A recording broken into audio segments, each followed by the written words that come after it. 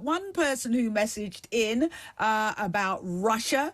It's an anonymous message, but nevertheless, it's a message about Russia that I'm going to be putting to my next guest. See, that's how integral you are to this show. My next guest is Rear Admiral Dr. Chris Parry, former NATO commander, and I'm delighted to say Chris joins me now. Chris, thank you so much for your time this afternoon.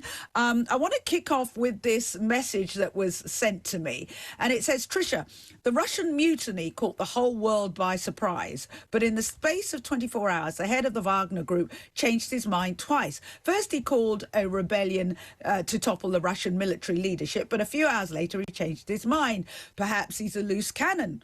That is by far more dangerous than Putin. By the way, could the whole thing be some kind of a ploy to hoodwink the Ukrainians? Only time will tell. What are your thoughts on quite a few things there? I think we've seen, is Prigozhin a loose cannon, or do you think there was method in the madness? And could it all be a plot to catch the Ukrainians on the back foot? Well, good afternoon, everybody. There's a lot of uncertainty and ambiguity in all of this, and things that happen in Russia are never really what they seem.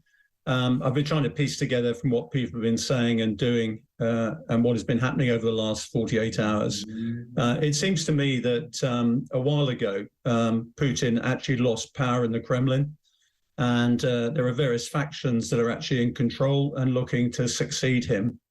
And I think Prigozhin picked that up because he was losing influence with Putin. He was losing all sorts of commercial contracts. And obviously the Russian army was hitting on him, literally. They're actually engaging him with missiles and artillery.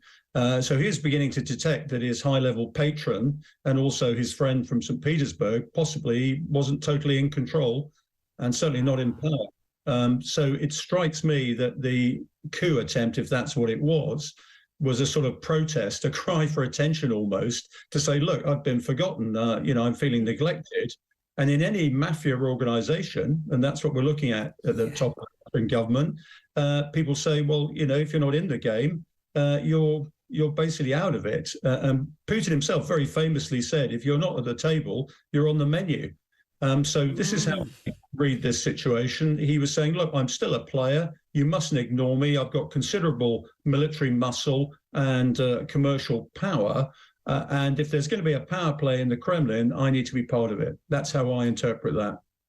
Now, you mentioned there that there are, Putin was already weakened, and that's probably why Prigozhin took why now, and that could be the answer. What are those factions vying for power? Because surely those are the factions that we will have to be looking at.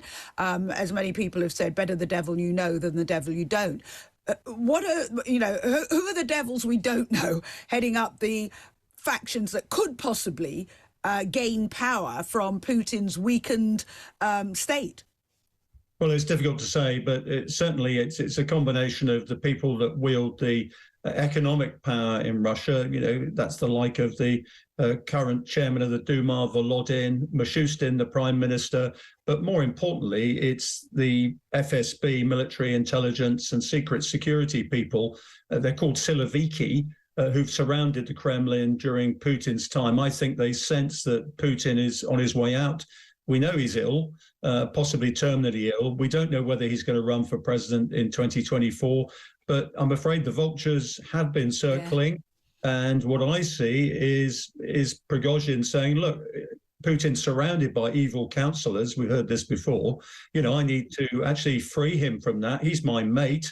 I've been looking after him since our St. Petersburg days. And I think that's what we saw. We've got to remember that everything is personal, as well as being business in Russia. Yeah. And it's the relationship with Putin that is the issue. He didn't criticize Putin throughout all of this. He criticized the army leaders and other evil counselors, if you like. So that, to me, gives us the clue as to what happened here.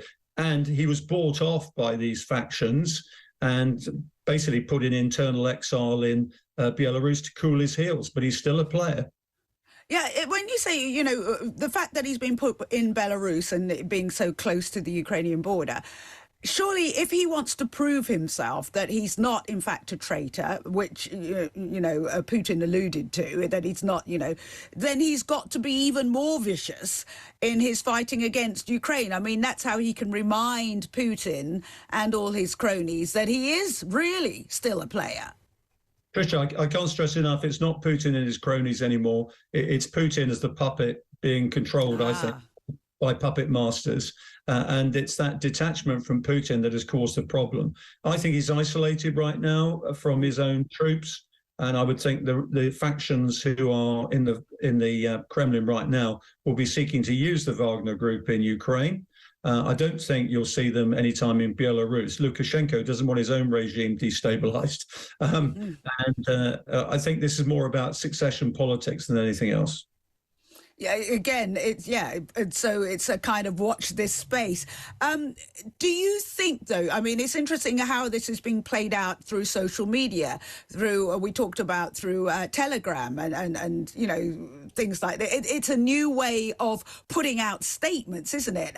Nobody's relying on state television anymore. In the old days, you would have taken over the radio stations, you would have taken over the TV stations. You don't have to do that anymore. Yeah, I think all these things have become democratized. You're absolutely right. Every generation brings forth its new technology for doing this. But the message is the same. It just needs analyzing much more closely and coherently if we're to find out what's really going on. I mean, what was interesting in this is that as soon as somebody opposed what's going on in the Kremlin, the people in Russia actually said, yippee, fantastic. And so, if I were in the regime right now, I'd be very worried about that, to tell you the truth, because a lot of Russians were sort of cheering Prigozhin on and saying, well, this is a chance for change. So the winds of change may be blowing eastwards at the moment. But I think Putin, as I said, he's a shadow of his former self. I think he's just a snapper now, to tell you the truth. And we've got to see what's emerging ahead of the 2024 election. In Ukraine's got to be careful that they don't overreach themselves and get overconfident. The Russian army, although it's not strong, is strong enough to withstand quite a lot of hammering at the moment. And they've got to be careful they don't actually fall into a trap.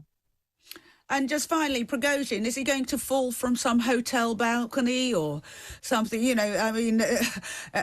Enemies of the state do have a habit of having untimely accidents. Yeah, but I think he's gone to cool his heels in Belarus. So I think he's safe, Tricia, to tell you the truth. Oh. He's surrounded by some fairly serious players, both in terms of military muscle, paramilitary muscle, and also commercial power. A lot of people want to access that power. So the fact, I remember in the 1990s, I remember meeting Russians in Malta and Cyprus.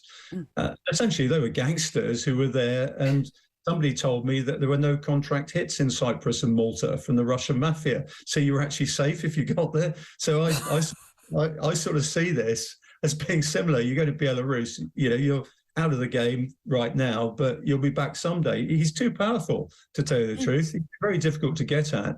And I think, people would fear retaliation if Prigozhin went down. Got to remember, Prigozhin's got a number of deputy capos, if you like. Who are ready to step in and do exactly the same. We've got to see Russia through the lens of the Godfather. If we don't, then we'll actually mistake quite a lot of the processes and outcomes.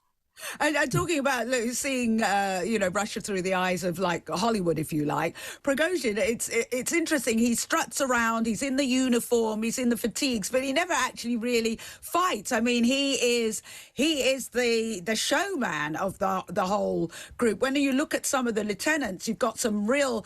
It's interesting that they're fighting the quote unquote neo-Nazis in the Ukraine when he has a self-acclaimed neo-Nazi as one of his lieutenants, as one of his top people. Yeah, I mean, these people are really violent. I mean, I don't think we understand in the free world just how violent these people are and how they don't adhere to any form of Geneva Convention or Article of War. If you let them loose in any civilized environment, they're going to devastate it. And that was the threat, of course, that Prigozhin put on the Russian people as he was advancing up the road to Moscow. We'll kill and destroy anything who gets in our way. I think most people believe that. I mean, Tricia, they brought down 6 Russian army helicopters and a command aircraft. I mean, that's pretty serious stuff. But again, I think that was the army and the faction saying, we've got to stop this. But bear in mind, they didn't actually get hit by fighter bomber aircraft. So while negotiations were going on, then they didn't get hit. The Russian Air Force could have completely devastated the Wagner group on its way to Moscow, but they didn't. And so that shows you that Prigozhin is still a player. Yeah. And meanwhile, Lukashenko's saying one thing to Putin, and while he's dealing with... it's just, it's like, I hear you, leader, while he's doing his deals, I keep saying it, but it's like the mafia. You've got thieves falling out amongst themselves. The capo de capi is weak, so everybody is starting to maneuver for position. Yeah. And so what happens if that, whoever follows Putin is further to the right? I mean, that's the fear, isn't it? Tricia, it's not really about right and left. People think that, that sort of level of coercion and repression is associated with the right. It's not. It's to do with business. Whoever can deliver the same level of output in terms of cash and in terms of assets will be the one that gets the consent of I guess, about 350,000 people who run Russia.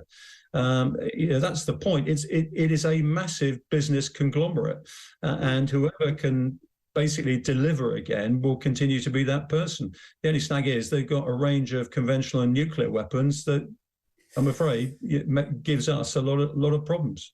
Yeah, because you don't know whose finger's on the button. Sanctions, one would think a real hero would be somebody who could talk to the West in terms that would lift those sanctions, or don't they really care? Well, they don't care because they actually reckon that they would get sanctions if they invaded Ukraine. They prepared macroeconomically. The EU is still paying massive amounts for gas to come from Russia. The only consideration for these people is what slice of the cake they get. And as long as they can pay off all the constituencies in Russia and amongst the Russian hierarchies, then they don't care. Right now, they see the war in Ukraine as being something positive for them. As soon as they see it isn't positive, then the war will end. It's as simple as that.